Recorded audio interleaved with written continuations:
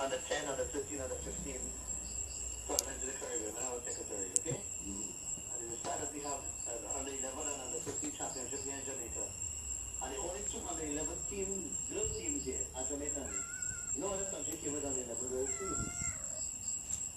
The female aspect of the sport is suffering, but also because of the huge cost, Boris, of inter-island travel. Oh, yes. I mean, I'm paying $6,500 to come to Jamaica. That's the deal there. And I could be $1,800 to go to Miami. Something is wrong. Yes. Yes, and the cost is prohibitive. So someone may quicker send a 13-year-old boy, the boy is being boy, but to send a 9-year-old girl, they're spending their money. So there are girls playing, but they're not coming to the championship. So it's sad. I'm telling you, and the point you made about regional travel, I mean, Prohibitive. yeah. Listen, you can live in France and take a train and go to Germany for championship.